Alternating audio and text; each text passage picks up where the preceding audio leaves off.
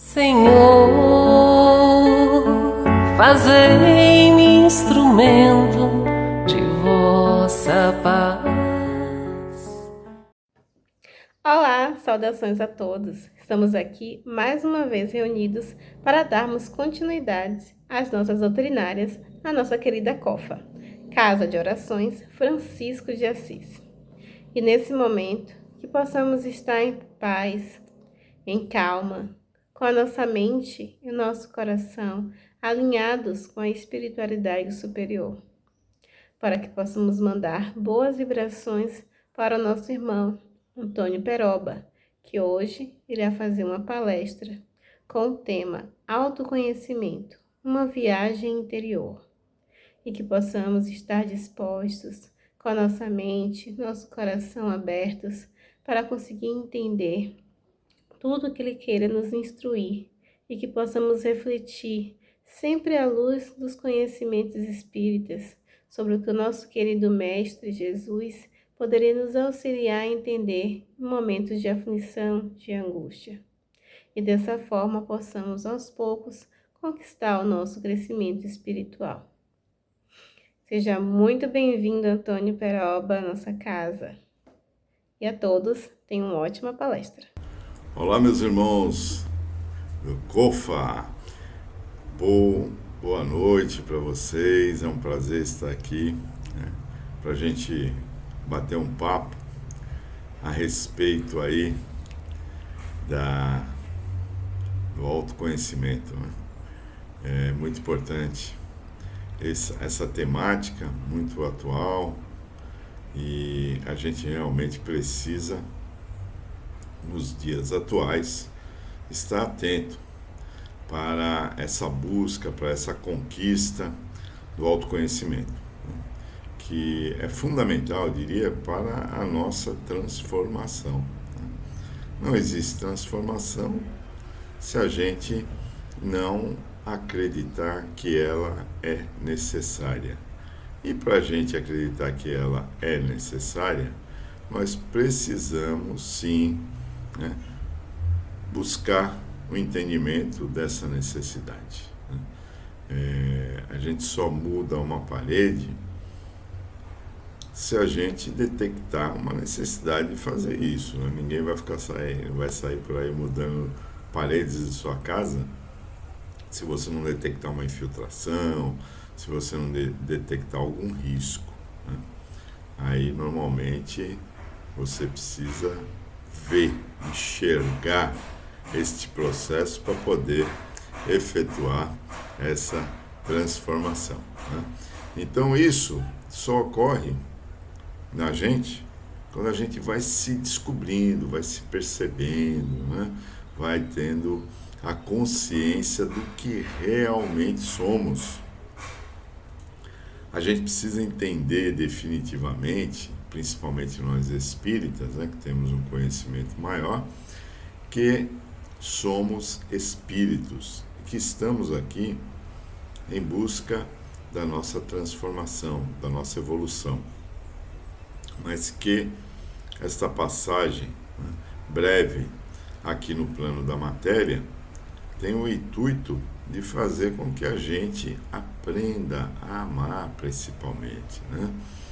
O desamor aí está campeando nos dias atuais, infelizmente, né? A gente vê tantas coisas acontecendo aí que a gente fica, às vezes, até um pouco chateado, desanimado com esse processo que a humanidade está vivendo, né?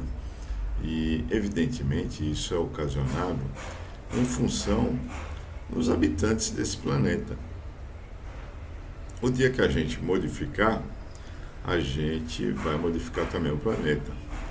Mas enquanto a gente não percebe isso, enquanto a gente não vai trabalhando essas mudanças tão necessárias para cada um de nós, a gente vai viver nessa situação. E é muito comum as pessoas apontarem o dedo, né, e acharem culpados, acharem terceiros que teriam a culpa nesse processo. é o presidente, é o governador, é o médico, é a política, é o empresário, é o patrão, é todo mundo, menos eu. Então, a gente precisa reorganizar essa problemática, reorganizar esses processos e entender que nós somos partes integrantes disso. E que se a gente não está se dando bem, cabe a reflexão. Para que isso está acontecendo comigo? Não é por quê, né? É para quê? Para quê? Qual é a finalidade? Qual é o objetivo de certas situações estarem envolvendo a minha pessoa? Né? Tudo tem uma motivação. Né? Deus é bom e justo, ponto final. Então, tudo que nos ocorre está sob a égide, né, o comando de Deus, que de tudo sabe. Né? Ainda temos Jesus, que é o governador planetário, que está envolvendo a todos nós aqui neste projeto, neste processo evolutivo. Né? Então, a gente tem que realmente refletir sobre essas questões. Por que será que as pessoas estão com o ego tão aflorado? Por que será que as pessoas estão com esse orgulho todo? Né? Por que será que a humanidade está vivendo este momento tão delicado, tanta violência, pelo menos aqui no nosso Brasil, né? Aqui na Bahia especificamente, a gente vê que a violência aumentou substancialmente, né? A violência dos nossos irmãos marginais e a violência, a agressão às pessoas, à mulher, feminicídio, no trânsito, enfim, todos esses processos em que há o componente da violência estão aumentando substancialmente. Também há um aumento no consumo de drogas, né? Tanto as lícitas quanto ilícitas. Né? E isso tudo denota o quê? Uma fuga da realidade. Né? Uma fuga, as pessoas não aceitam, né, as situações. Né?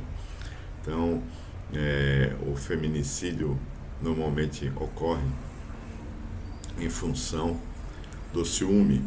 O ciúme, que é uma doença terrível, né, que assola muita gente por aí. Né? Então as pessoas se julgam proprietárias umas das outras. Imagine, como é que você vai se apropriar de um ser? Né? Somos todos filhos de Deus, não somos de mais ninguém. Nossos filhos são espíritos que estão ao nosso encargo, né, para que a gente auxilie eles a evoluir. E assim aconteceu com os nossos pais, com os outros parentes, com os amigos, com os familiares. Mas, na realidade, a humanidade toda é uma grande família que deveria estar unida na busca da sua evolução, que deveria estar unida na busca da melhoria das condições de vida neste planeta, né? Com relação à sua preservação, né? À ecologia, enfim, tudo isso que infelizmente acaba não ocorrendo, né? E aí a gente fica à mercê dessa situação tão desagradável que a gente acaba vivendo nos dias atuais, né? A gente precisa realmente tomar ciência do que está acontecendo, a gente precisa tomar ciência, né, do que a gente está vivendo nesses momentos da atualidade. Isso tudo, apesar de ser do macro, né, começa onde? Começa no micro, começa em mim, começa em você, né? Começa no meu vizinho, começa no meu parente, no meu familiar, enfim, esses processos todos estão ligados às pessoas. que precisam encontrar caminhos outros, né, para viver.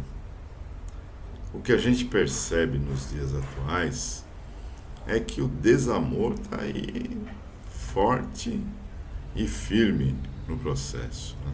Auxiliado, sem dúvida alguma, pelas redes sociais que acabam incentivando este processo. Redes sociais essas que estimulam, né, o exibicionismo, estimulam aquele momento de prazer efêmero de estar ali sendo visto pelas pessoas, né? Onde todos, é um mundo à parte, as redes sociais são um mundo à parte, onde todo mundo está bem, todo mundo é sorridente, todo mundo está viajando, todo mundo está com muito dinheiro, enfim, em condições, em termos materiais, extremamente favoráveis, né? E quando a gente sabe que a realidade não é bem essa, a realidade é um pouco diferente, né? As pessoas estão ali usando uma máscara, incorporando um papel, né, para poder vender uma falsa imagem de que a vida em termos materiais é maravilhosa. Nós, espíritas, sabemos que nos encontramos num plano de provas e expiações, onde todos os que aqui estamos, temos dificuldades. Ninguém está isento dos processos depurativos para a nossa evolução. Ninguém. Todos nós passamos, uns no campo do relacionamento, outros no campo financeiro, outros no campo da família, enfim, cada um, né, do trabalho, do estudo, cada um tem a sua dificuldade. O que ninguém está isento. Por quê? Porque nós viemos para cá justamente para reparar, né, e para provar. Então, provas e expiações é um mundo onde o mal ainda vigora, porque as pessoas que estão aqui ainda se comprazem com o mal, né? E é um mundo onde a gente que já está buscando transformar a nossa postura vem aqui para ser provado também, né? Porque o aprendizado foi feito no plano espiritual, muito bem, maravilhoso, mas lá todos comungam do mesmo objetivo, todo mundo está tentando se direcionar, né, para o caminho do amor, o caminho da luz, o caminho da evolução. Diferente daqui. Então a gente vai provar isso aonde? É aqui, né? É aqui que a gente vai colocar em prática todo esse aprendizado, que a gente vai colocar em prática toda essa situação que a gente vivenciou, né, lá no plano espiritual, em outras condições. As condições aqui não são as mesmas, são muito mais complexas, mais difíceis de serem ajustadas.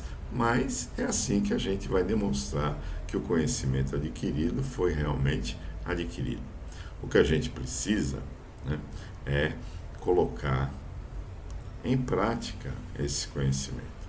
E para que a gente faça isso, nós precisamos, né, fazer esta viagem para o país interior, né? Saulo de Tarso, quando passa para Paulo, né, naquela célere viagem a Damasco em busca de Ananias, em que ele encontra Jesus. Jesus aparece, quando ele aparece ele fica cego, ele cai do cavalo, fica de joelhos na areia e só vê aquela luminosidade imensa. E aí ele pergunta: o que queres de mim, né? Jesus, né? A Jesus diz a ele primeiro, né? Saulo, Saulo, por que me persegues? Aí ele desaba, imagine que encontro, deve ter sido maravilhoso. E ele fica cego e Jesus pede que ele pregue o seu evangelho. Aí ele vai lá para Damasco e encontra com Ananias, né? Imagine, perseguido e perseguidor, né? Só que agora o perseguidor havia mudado a sua percepção, havia mudado o seu objetivo. Ali ele realmente encontrou, né, o caminho para a sua existência, o seu propósito. Todos nós temos um. Paulo encontra o seu propósito na estrada de Damasco. Mas para que ele pudesse colocar o seu propósito, né, ali a serviço do Cristo, ele precisou passar por um processo de reajuste, né?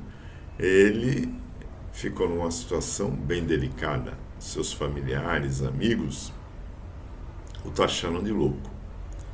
E aqueles onde ele teoricamente iria encontrar apoio, que eram os seguidores de Jesus, ficam assim meio com o pé atrás, né? Ficam desconfiados em função do quê? Até ontem ele estava matando cristãos, ele estava caçando os cristãos.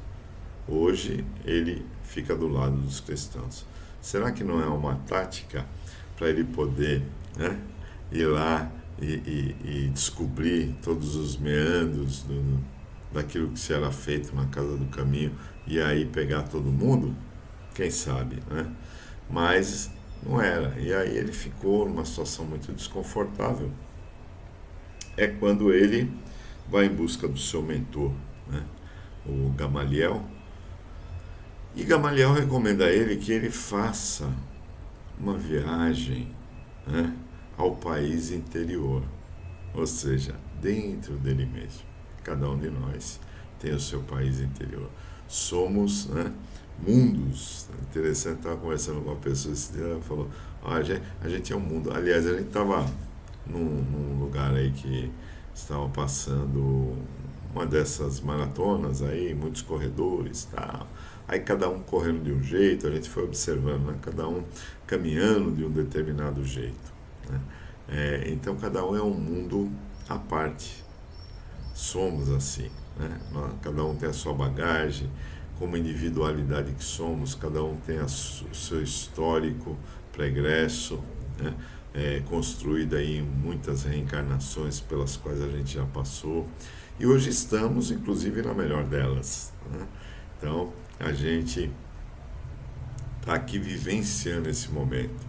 Paulo, depois disso, vai para o deserto, né? Ele vai para o deserto e aí ele passa a trabalhar, a refletir, a meditar. Meditar, né? Meditação essa que é uma das ferramentas disponíveis para cada um de nós, utilizá-la a seu favor. Confesso para vocês que tenho usado e tem surtido um efeito muito benéfico, tem me trazido assim uma tranquilidade, uma paz muito maior, né, do que se eu não estivesse fazendo essa prática, né? É lógico que não é uma coisa que acontece do dia para a noite. É lógico que não é um mês, 2 meses, são reencarnações que a gente vai ter que sair meditando,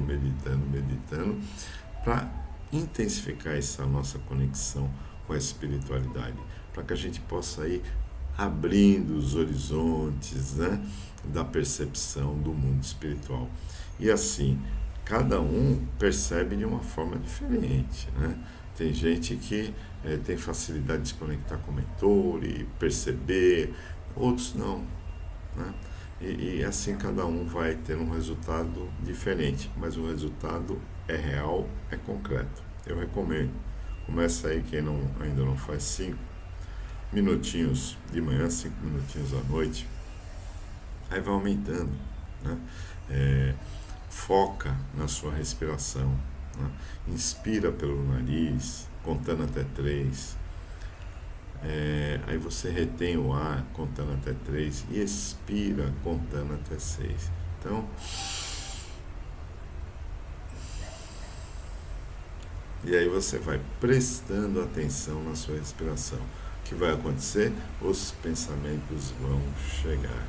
Os pensamentos vão povoar sua mente.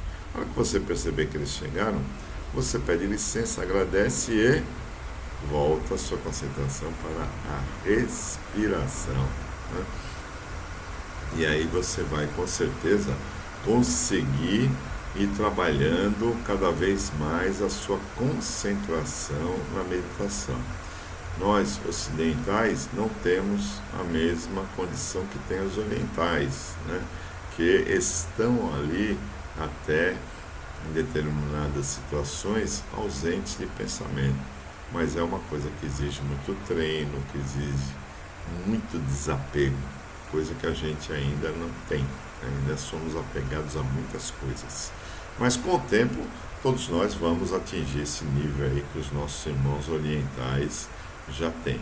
Então não se iluda que você vai começar a meditar e já vai se ausentar dos pensamentos. Não, isso é um processo gradual que talvez a gente atinja. Eu, por exemplo, sigo o Tadashi Kadomoto, que está aí há anos e anos fazendo esse trabalho, e ele disse que não consegue ficar sem pensar em nada, né? Ele acorda de madrugada, faz 1 hora de meditação, só pela manhã, e depois durante o dia. Então meditar, né, que a gente vê que todos esses grandes sábios fazem, né? A gente vê, por exemplo, que Moisés também foi para o deserto, né? Moisés esteve no deserto, Jesus esteve no deserto, né? Então, esse deserto, que não precisa ser físico, né? Ele acaba sendo uma condição para quase todos os que estamos aqui, né? Passar por esse deserto interior. A gente não precisa ir para nenhum deserto físico para poder vivenciar. Às vezes é um momento que a gente está passando, é uma dificuldade, que a gente precisa parar, precisa dar uma analisada, precisa se conectar, né? Uma outra atividade importante para que a gente esteja em busca e sintonizado nesse processo do autoconhecimento é a gente praticar exercício físico, né? Os exercícios físicos são importantes para o nosso bem-estar, para a conexão do corpo. A gente precisa também fazer boas leituras, né? A gente precisa desligar a televisão, né? Não assista mais televisão. É um conselho que eu lhe dou, que eu também pratico, né? Eu estou aqui nesses aspectos de meditação e de televisão, estou que nem o Mahatma Gandhi. Tem uma historinha do Mahatma Gandhi interessante, que uma mãe chegou com o seu filho, né, e falou para ele: Mahatma, peça para o meu filho parar de comer açúcar. Ele falou: tá certo, então você volta daqui a 15 dias. Aí passou o tempo, ela voltou lá com o filho e Mahatma Gandhi virou para ele e falou: olha, não coma açúcar, porque açúcar faz mal. Ela virou e falou: poxa, mas eu estive aqui há 15 dias atrás, você pediu para eu voltar aqui só para falar isso? Por que não falou no dia? Ele falou: porque à época eu comia açúcar, então nesse intervalo eu parei de comer açúcar e agora eu estou capacitado para dizer para o seu filho: não coma açúcar. Então, teoricamente, eu estou capacitado a dizer com vocês: não liguem a televisão, não assista esses telejornais, né? Normalmente a televisão não traz coisas muito boas, é uma outra raridade que acontece, né? E quando a gente está assistindo esses programas, filmes violentos, essas coisas todas, a gente entra nesta energia, e essa energia não é benéfica, né? Imagine, você está vendo lá a narrativa do repórter sobre um assassinato. O que aquilo vai lhe trazer de bom? Nada. O que aquilo vai lhe trazer de energia pesada? Tudo. Espíritos afins vão se ligar a você para, né, retirar sua energia, para poder lhe levar a estados mentais desconfortáveis, como angústia, raiva, revolta. É uma outra situação. Me conte, qual é o seu poder de solução para esses casos que você assiste na televisão? O que você pode efetivamente, no campo da política, no campo das reportagens, da criminalidade, o que é que você pode efetivamente fazer ao tomar conhecimento pelo telejornal dessa situação? Exatamente isso, nada. Você não pode fazer nada, mas ao mesmo tempo você acaba adentrando na energia. Então é muito melhor você tomar conhecimento das notícias, que a gente também não pode viver totalmente ausente. Pela internet, pelo menos é um negócio frio, né?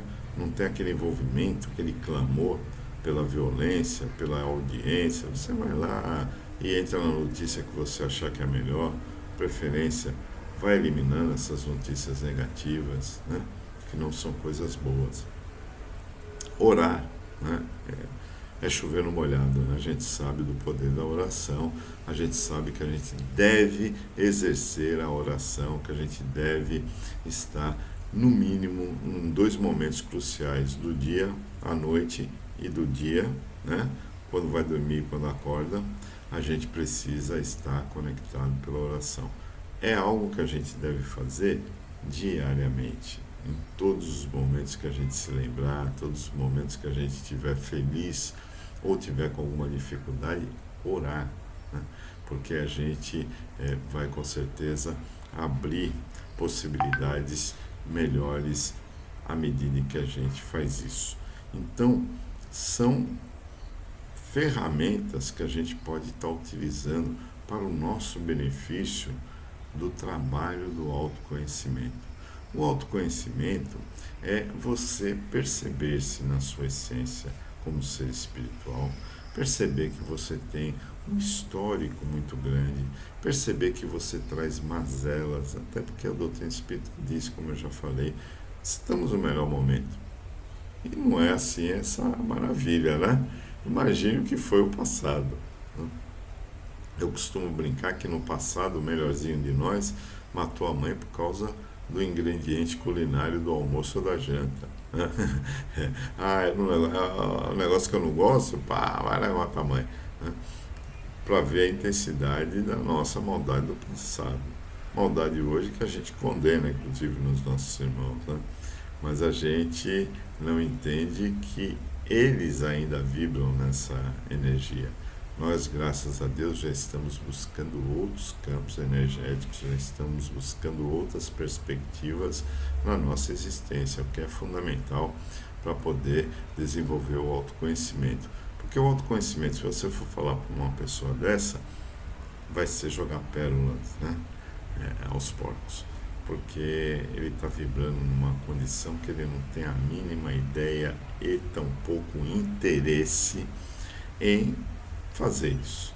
Mas nós já podemos começar a desvendar, né, esses processos que trazemos, né, que também chamam de criança ferida, né, que pode ter acontecido desde o ventre até a idade adulta, e nós sabemos que isso também pode ser oriundo de outras reencarnações, essa criança ferida, que nada mais é do que um trauma que nos ocorreu, alguma coisa que a gente não assimilou bem, alguma coisa que nos desagradou, alguma mágoa que a gente guardou e que a gente não elaborou, não ressignificou. Com relação à mágoa, é muito interessante essa questão, porque mágoa tem o significado de má água, né? É aquela água que fica empoçada ali ao sabor do tempo, e se tiver calor, ela não tiver uma renovação, ela vai apodrecendo, criando bichos, né?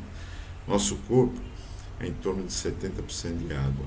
Então, quando a gente tem pensamentos negativos, quando a gente se magoa, né, quando a gente se chateia, a gente está criando essa água que vai empoçando no nosso ser, e se a gente não tomar providências para modificar essa situação, ela vai degenerar, vai criando os cânceres, as doenças, né?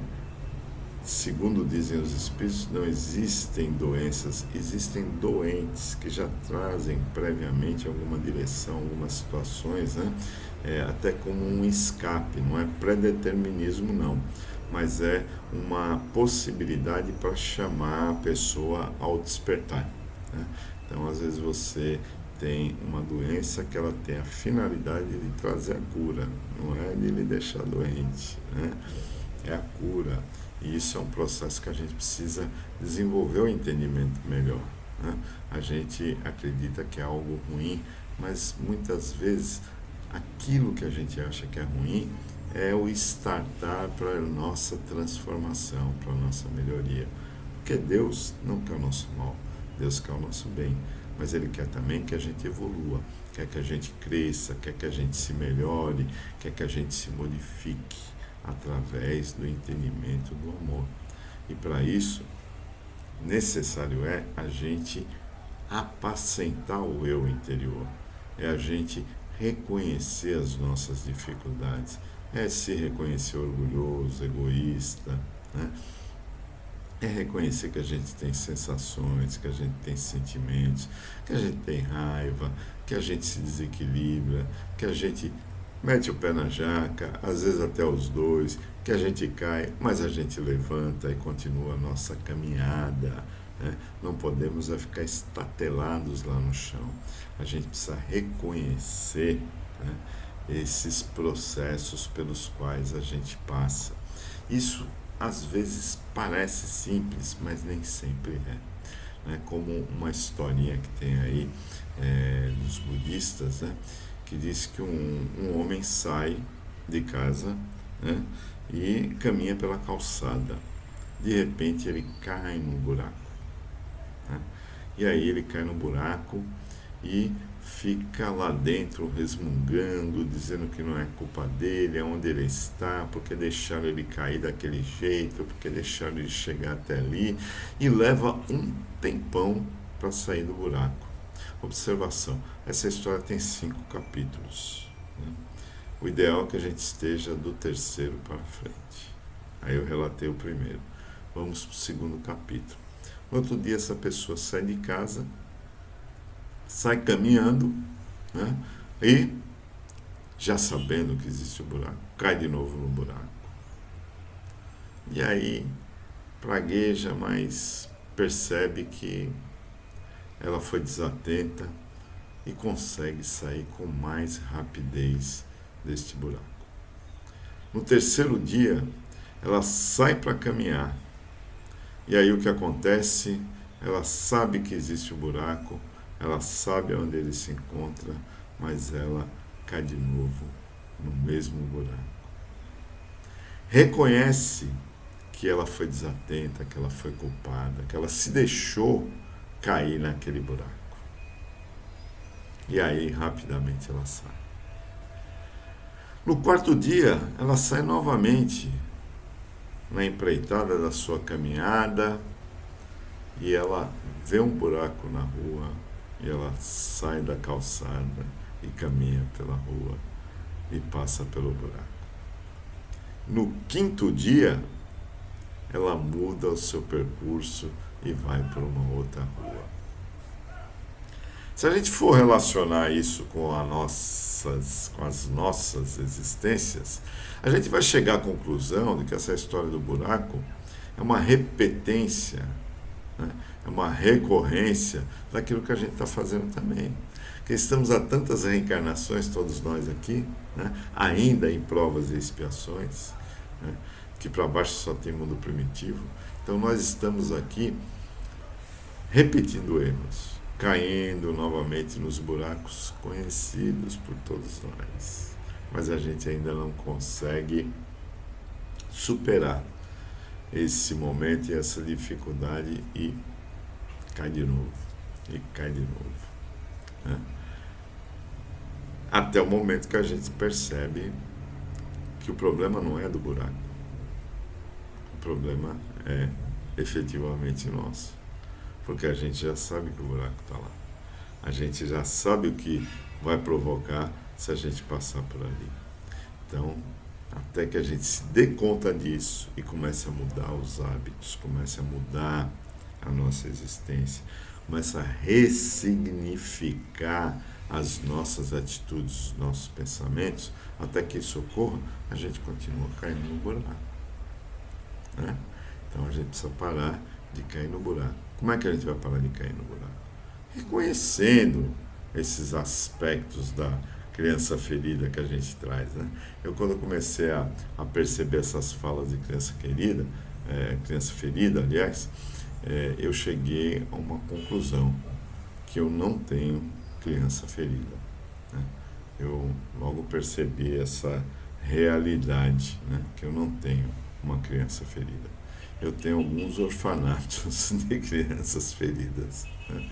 Mas que bom que eu já descobri, né? Porque essa descoberta vai me levar a trabalhar isso cedo ou tarde. Eu já tenho a consciência, então não tem mais o que fugir, para onde correr. Eu tenho que me doar, tenho que trabalhar, tenho que exercer, né, essa possibilidade de me melhorar, de me transformar, para que esta criança querida ou estas crianças queridas possam ser trabalhadas, modificadas, ressignificadas, né?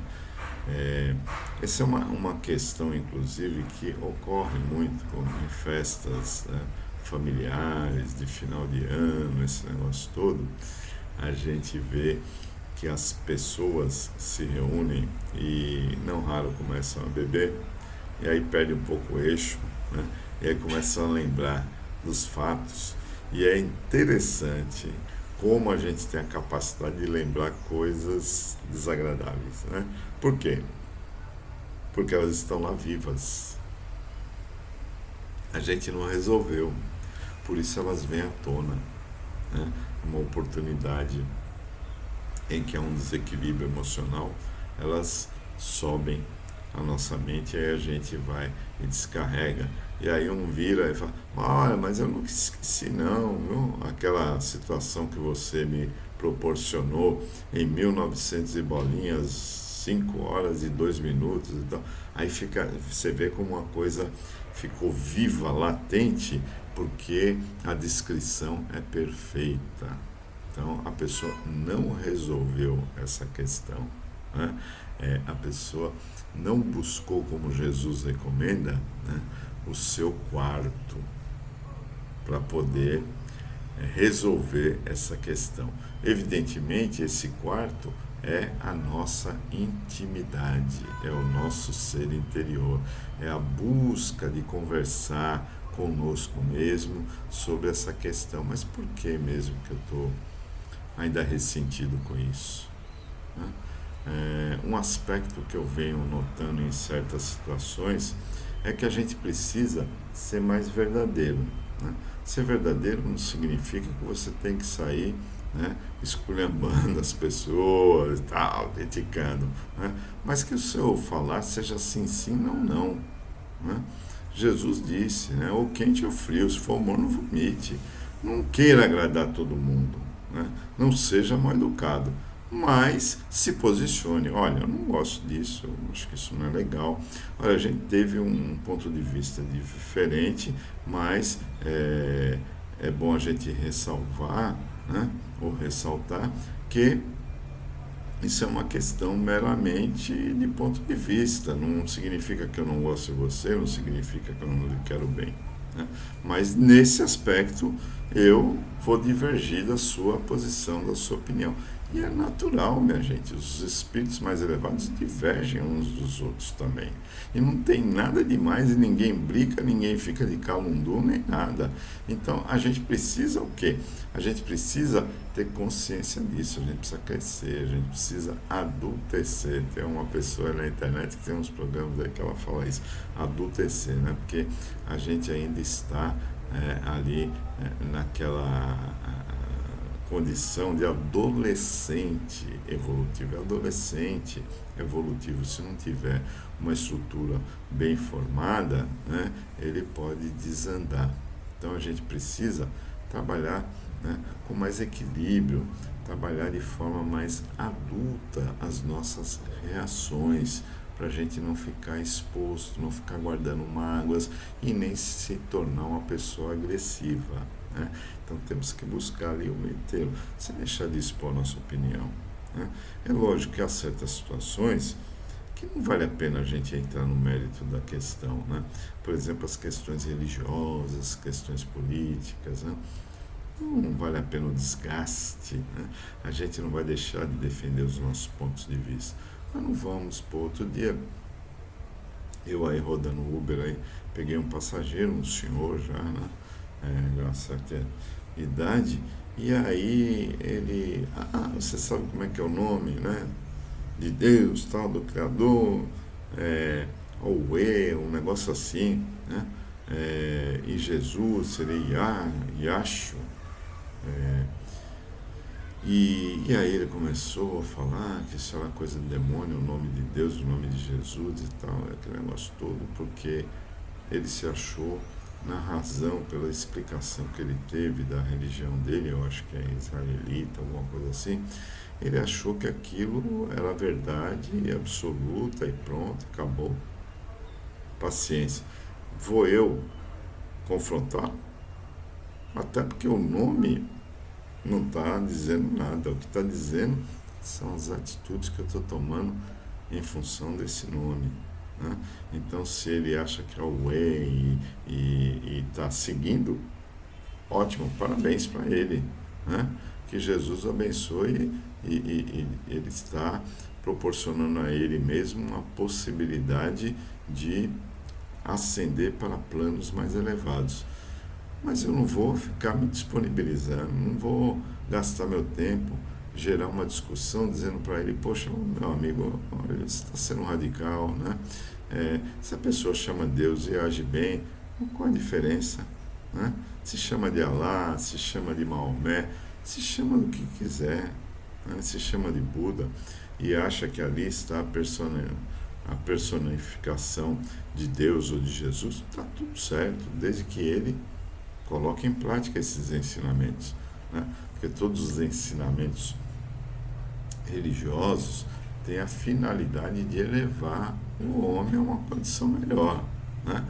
Mas eu sei da minha verdade, que é a minha, ele está com a dele, não vou entrar em conflito, mesmo que a minha seja absoluta, que seja real, não vale a pena, não vai me levar para lugar nenhum, vou criar uma inimizade, não vou passar a mão na cabeça e seguir junto com ele, mas também não vou ficar criticando, né, porque será uma perda de tempo e eu posso utilizar meu tempo para coisas melhores, né? Então, a gente não vai deixar de ter o nosso credo, não vai deixar de crer nas nossas crenças, que é muito importante que a gente analise se essas nossas crenças estão realmente de acordo com este processo de evolução, com este processo de conexão com a espiritualidade, com aquilo que a gente tem aprendido, com aquilo que é verdadeiro, né?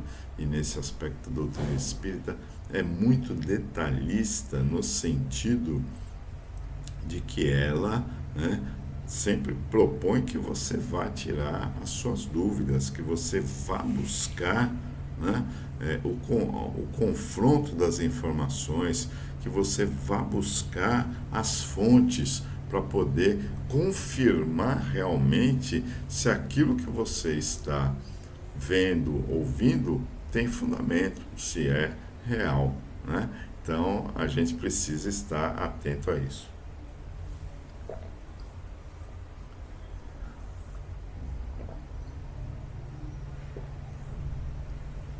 Aí a gente vai, né, buscar ser verdadeiro na nossa existência, né? Não buscar subterfúgios, né?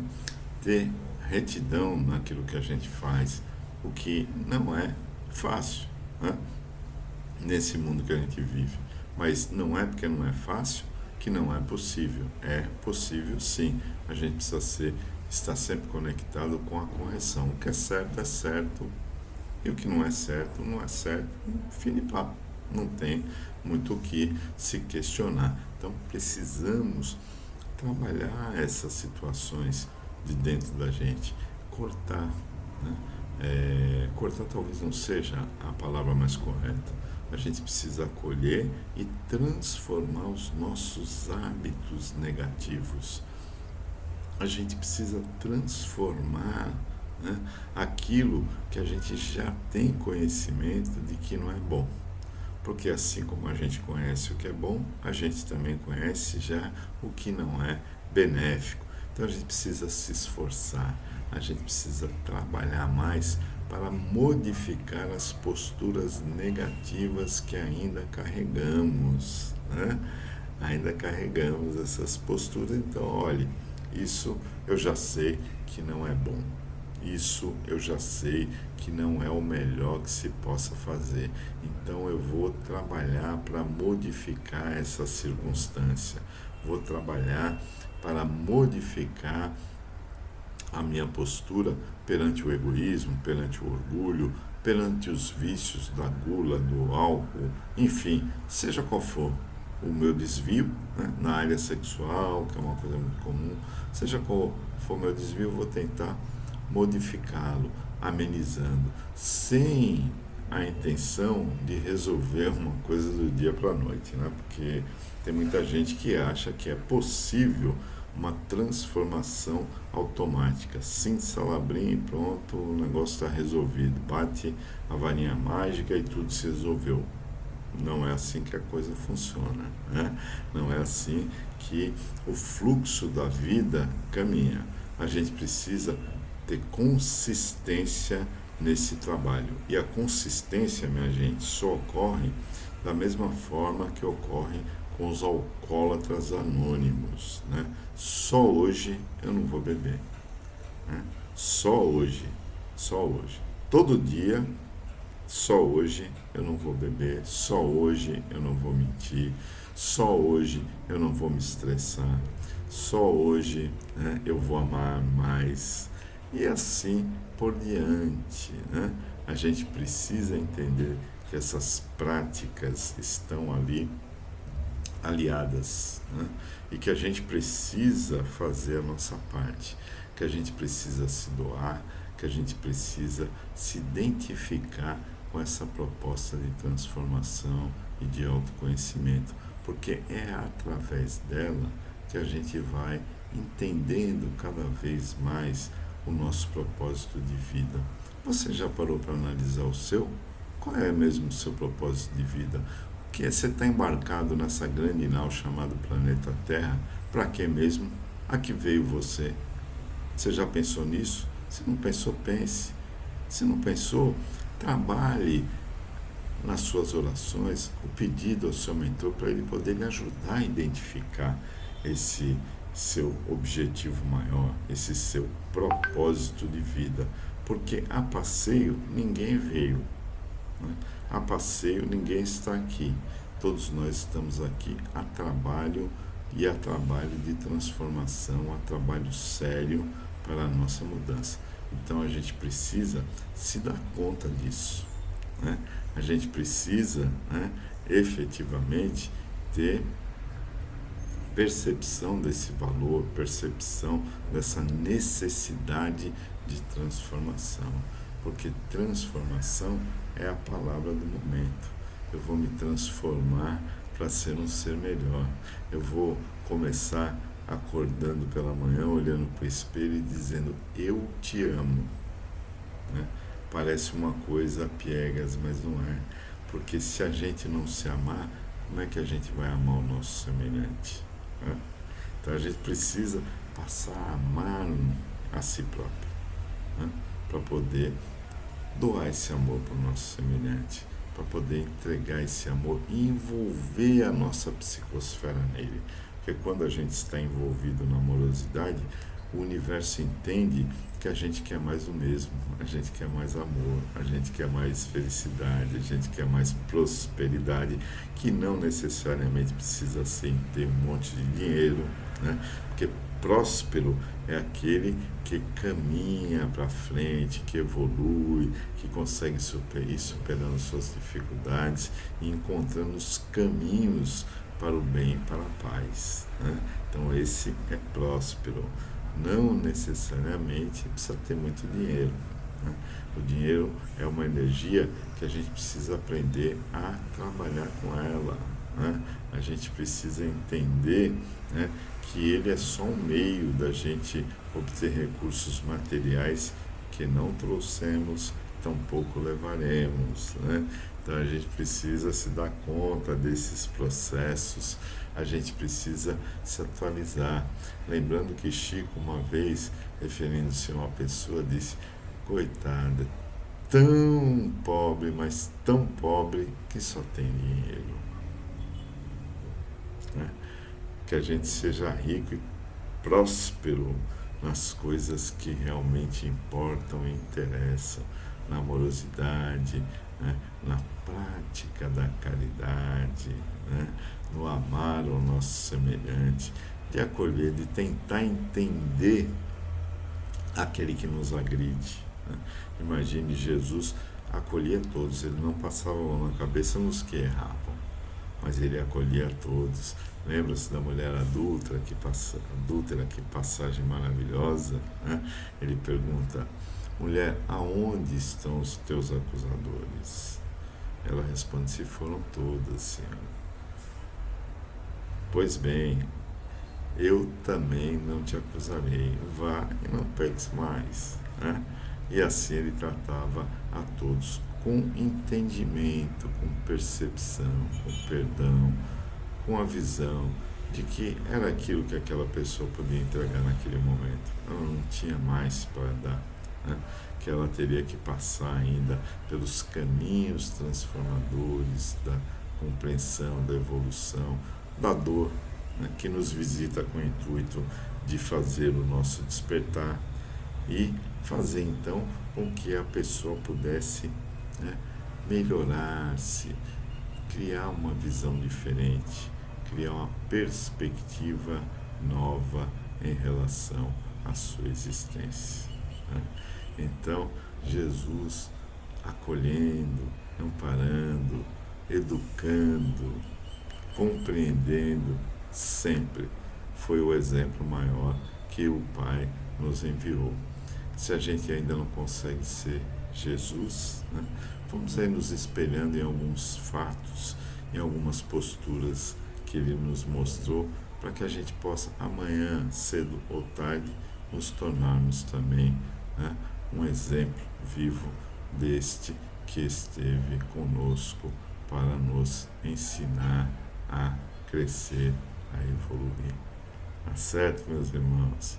E que Jesus, o grande, meigo, terno e doce Rabi da Galileia, possa nos fortalecer nessa jornada, fazendo com que a gente consiga trabalhar esse autoconhecimento, consiga usar todas essas ferramentas disponíveis para a nossa autotransformação.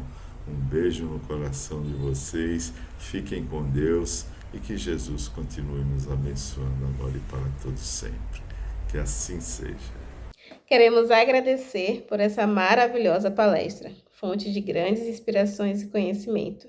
Que cada vez mais sejamos dispostos a vivenciar e curtir essa viagem em companhia de nós mesmos. Muito obrigada a todos. Não esqueçam de curtir e compartilhar essa palestra para que ela alcance cada vez mais lugares. Tenham todos uma ótima noite e até a próxima.